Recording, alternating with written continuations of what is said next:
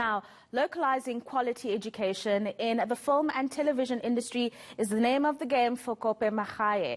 He is the founder of Wyza Media Academy, and it is a 100% Black-owned SETA accredited film and television academy with a studio. He joins me now to talk about his journey as an entrepreneur in one of what I think is the toughest industries to break into. Thank you so much for your time this evening, Kope. I think one of the big issues here is you obviously found a problem and you wanted to create a solution. Talk us through that. 100%. You know what, coming from Limpopo, my goal was always to bridge the gap between, you know, the rural and, how can I say it, the Jozi divide, you know, because everything's found in Jozi, Cape Town, Durban. Yeah, so I took it upon myself to create that opportunity, especially in the film and television industry, because within Limpopo, there's little to none activity.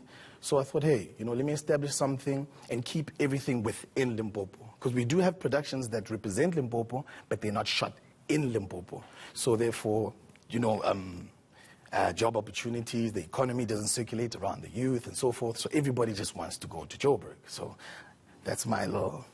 That's the contribution. Yeah, and I think it's quite important, given now what we're seeing in terms of higher education and young people coming out of schools unable to get into some tertiary institutions because of financial pressures that they may face. This might be a perfect opportunity for this academy to welcome those who would like to get into the media industry.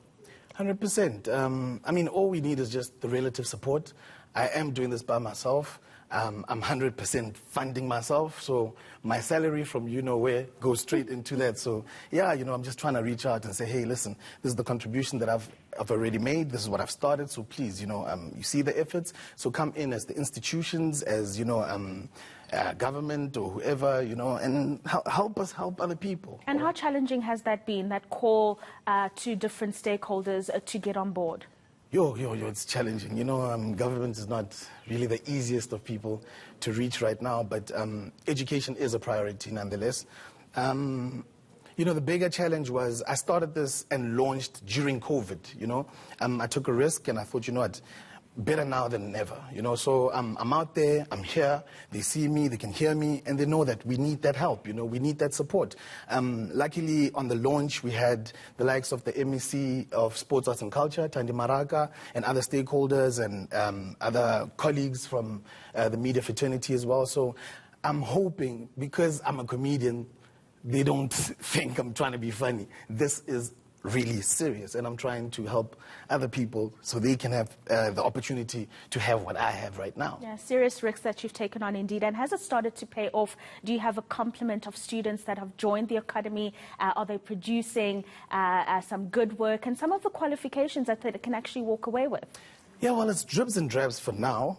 But I had 32 students, compliments of rural development in Limpopo. It was a learnership. So right now, I've got this. I've got the studio space, you know. It's my net budget because you guys have, hey, understand the high-tech stuff. But otherwise, yeah, I took those students and now we're shooting our own little shows, you know, so they can get comfortable and confident in shooting and so forth. So right now we're hosting two shows. One namely called The After Curfew, which is a musical show, you know, like, you know, local DJs and so forth, performances. And then we've got one called Moya Waka, which is a Sunday show, because during COVID, people couldn't go to church. So we thought, hey, you know, rather get it on social media and see your pastor, Arera, and so forth. Yeah. So right now we're embarking on a show. Thank God MTN came, you know, to the rescue, and we've got a partnership, and I can't divulge anymore because of an NDA. But yeah, at least there is dribs and drabs of, you know, things happening. No, that's good. I mean, I wish we had more time. There's so many to discuss in the education industry, particularly in film and television. But this is obviously a conversation that we will continue to have over the coming weeks. And many thanks to Kope Makgae, who joined us.